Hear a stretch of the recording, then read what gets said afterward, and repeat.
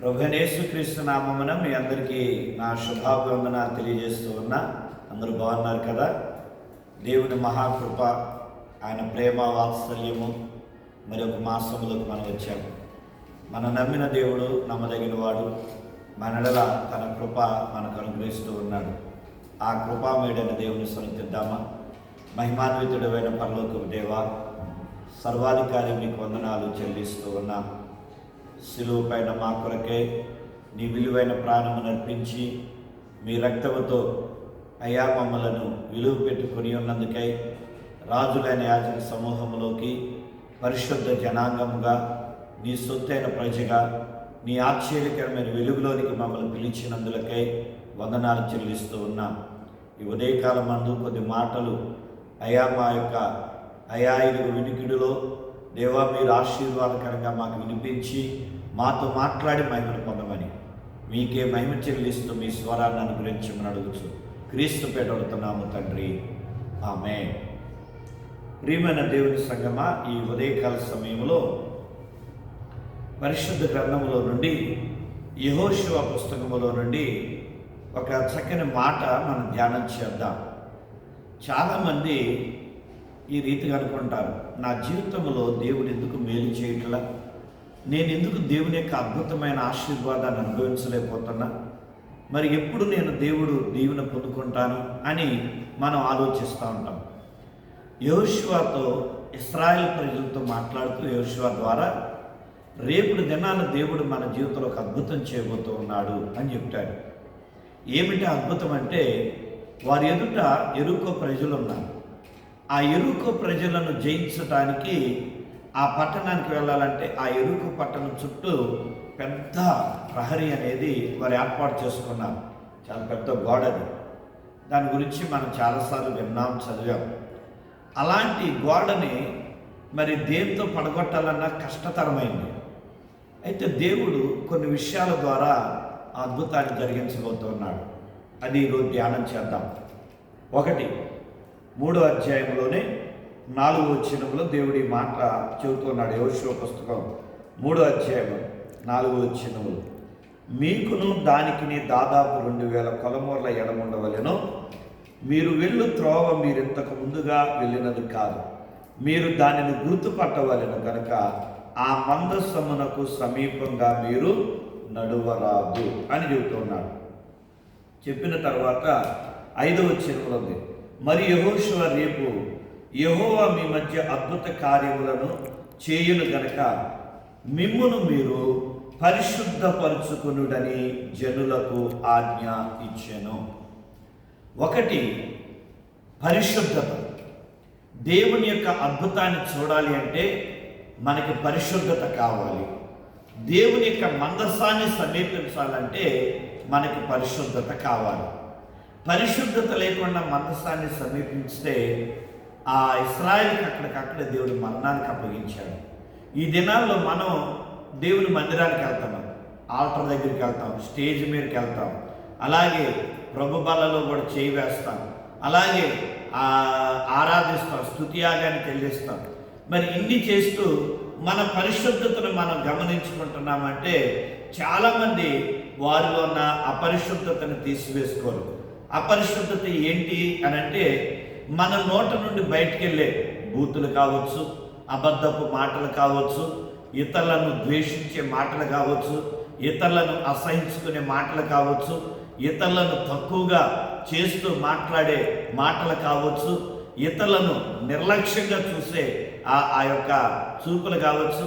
ఇవన్నీ కూడా మనల్ని దేవునికి దూరంగాను మనల్ని అపవిత్రులుగా చేసే కార్యాలు. కనుక వీటన్నిటిని మనం ఒప్పుకొనకుండానే మనం దేవుని సమీపిస్తూ ఉంటాం. కానీ ఇశ్రాయేలుతో దేవుడు అంటున్నాడు, మీ జీవితంలో అద్భుతం జరగాలంటే మిమ్ములను మీరు పరిశుద్ధపరచుకునండి అని చెబుతూ ఉన్నాడు. కనుక మన జీవితంలో అద్భుతం జరగాలి అంటే అది మన చేతిలోనే ఉంది. యేసయ్య నీ జీవితంలో అద్భుతం చేయడానికి ఆయన ఇష్టపడ్డాడు. ఆయన ఏ రోజు కూడా ఆయన వెనకడుగు వేసే దేవుడు కాదు. ఆయన ఇరుగు నా ఇతనికి నేను అద్భుతం చేయను, ఇతని జీవితంలో మేలు చేయను, ఏమి జీవితంలో నేను మేలు చేయను అని ఒకళ్ళకు మేలు చేసి ఒకళ్ళకు మేలు చేయకుండా ఉండే దేవుడు మన దేవుడు కాదు. ప్రతి వారి జీవితంలో అద్భుతమైన కార్యాలు జరిగిస్తారు. అయితే ఆ అద్భుతాన్ని మనం ఎలా చూడగలుగుతాం అంటే పరిశుద్ధత ద్వారా. పరిశుద్ధత లేకుండా దేవుని నుండి ఆశీర్వాదాన్ని మనం అనుభవించలేము. దేవుని యొక్క కృపను మనం పొందుకోలేము. దేవుని యొక్క ఆత్మతో మనం నింపబడలేము. దేవుని యొక్క సన్నిధి మన తోడుగా రాదు. దేవుని యొక్క వాత్సల్యం మన మీదకి రాదు. కుటుంబంలో సమాధానం రాదు, నెమ్మది రాదు, మన అభివృద్ధిలోనికి రాలేము. అందుకని ఇక్కడ దేవుడు అంటూ ఉన్నాడు యేషువ ద్వారా, మిమ్ములను మీరు పరిశుద్ధ పరుచుకొనుడి. మన పరిశుద్ధమైన జీవితం జీవించడం ద్వారా దేవుడు మనల్ని దీవిస్తాడు. ఎందుకంటే ఆయన పరిశుద్ధుడై ఉన్న దేవుడు. ఆయన ఎంత పరిశుద్ధుడో నీవు నేను కూడా అదే పరిశుద్ధతను కలిగి ఉండాలి. మన ప్రవర్తనలో కానీ, మన ఆలోచనలో కానీ, మన తలంపుల్లో కానీ, మన నడవడికలో కానీ మన పరిశుద్ధమైన జీవితాన్ని కలిగి ఉన్నప్పుడు దేవుడు మన జీవితంలో మేలు చేస్తాడు. అది దేవుని యొక్క వాక్యం చెబుతోంది. ఆ తర్వాత రెండో మాట చూస్తే ఆ 3వ అధ్యాయంలోనే 3వ వచనములోను అలాగే 6వ వచనములోను వ్రాయబడుతున్న మాటలు మనం చదువుకుందాం. మీరు మీ దేవుడైన యెహోవా నిబంధన మందసమును యాజకులైన లేవీలు మోసుకొని పోవుట చూచినప్పుడు మీరున్న స్థలములో నుండి బయలుదేరి దాన్ని వెంబడి వెళ్ళవలెను. 6వ వచనములో మీరు నిబంధన మందసమును ఎత్తుకొని ప్రజల ముందర నడువుడని యాజకులకు అతడు సెలవీయగా వారు నిబంధన మందసమును ఎత్తుకొని ప్రజల ముందర నడిచి. ఇప్పుడు యాజకులైన వారు దేవుని యొక్క మందసాన్ని మోసుకొని వెళుతూ ఉండగా ఆ మందసాన్ని, ఆ యాజకులను వెంబడించాలి అని వ్రాయబడుతుంది. ఇక్కడ రెండవది, మొదటిది పరిశుద్ధత, రెండవది వెంబడించాలి. ఎవరిని వెంబడించాలి? మందస్సము. మందస్సములు ఏమున్నది? దేవుని యొక్క వాక్యం అన్నది, మన్నా పాత్ర. ఈ రోజున నువ్వు దేనిని వెంబడించాలి అంటే అద్భుతం కొరకే నువ్వు దేవుని వాక్యాన్ని వెంబడించాలి. వాక్యం అనగా ప్రభు, మన క్రీస్తును వెంబడించడం ద్వారా మన జీవితంలో అద్భుతాలు జరిగాయి. అయితే అద్భుతం కొరకు వెంబడించొద్దండి. ఎందుకంటే దేవుని వాక్యం చెబుతూ ఉన్నది కదా, పరిశుద్ధ గ్రంథములో ప్రభువైన యేసుక్రీస్తును వెంబడించిన వారు కొంతమంది రొట్టెల కొరకు వెంబడించారు, ఆహారం దొరికిందని.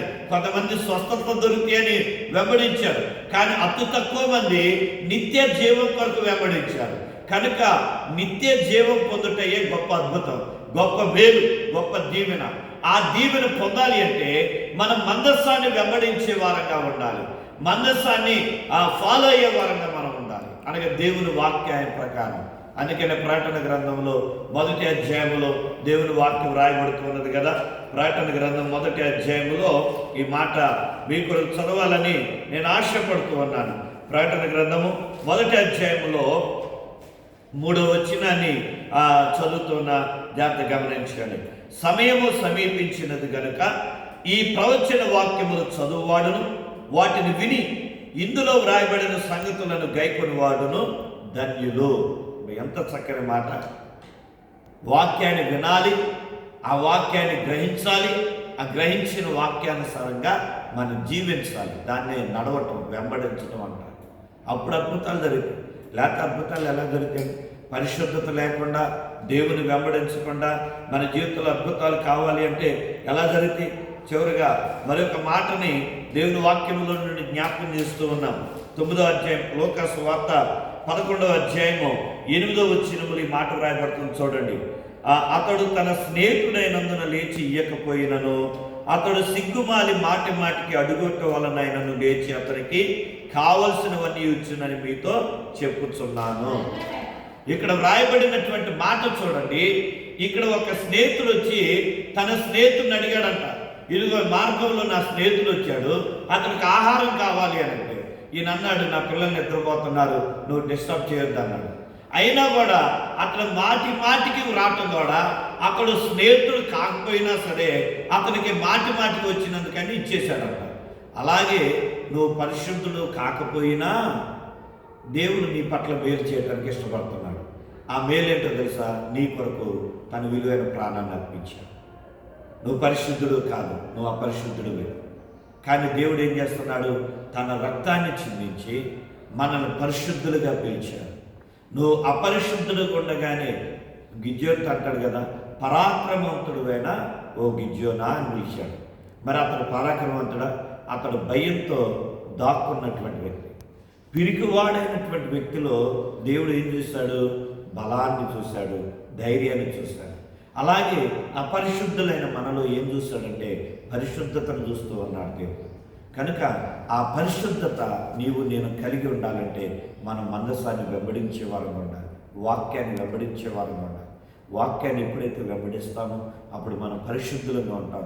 ఎప్పుడైతే మనం పరిశుద్ధమైన జీవితాన్ని జీవిస్తామో అప్పుడు దేవుని యొక్క అద్భుతమైన కార్యాలను మనం చూడగలుగుతాం. ఆయన మేలులను మనం పొందుకోగలుగుతాం. ఆ మేలు కొరకే ప్రార్థన చేసుకుందాం.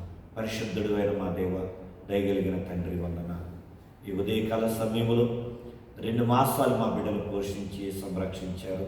ఈ 3వ మాసంలో కూడా అయ్యా మీ కాపుదల భద్రతను ఉంచండి. వారి ప్రయాణాలు, వారి పనుల్లో, వారి వ్యాపారాలు, వారి ఉద్యోగాలు, వారి బిడ్డల చదువుల్లో అయ్యా వారు అనారోగ్య పరిస్థితులు ఎదుర్కొంటూ ఉన్నప్పుడు ప్రతి సందర్భంలో కూడా ఇమ్మానుయేలు దేవుడిగా ఉండి నడిపించమని అయ్యా వారి పక్షంగా అయ్యా ఘనమైన కార్యాలు జరిగించి వారికున్న ప్రతి అవసరతలు మీ నామలో తీర్చి మీ సాక్షులుగా నిలబెట్టుకుని మీరు అక్కడికి ఆయత్తపరచమని, ఈ మాసమంతా మీ కాపుదలు దయచేయమని మీ కృపాస్థాలకు అప్పగించి యేసు నామములో ప్రార్థిస్తున్నాము తండ్రి. ఆమేన్. మన పరమ తండ్రి అయిన యెహోవా యొక్క ప్రేమ, విమోచకుడు రక్షకుడైన క్రీస్తు వారి కృప, పరిశుద్ధాత్మ నిరంతర సహాయము సన్నిధి సదాకాలం తోడైండి దీవించునుగాక. ఆమేన్, ఆమేన్, ఆమేన్. అందరికి వందనాలు. దేవుడు మిమ్మల్ని దీవించునుగాక.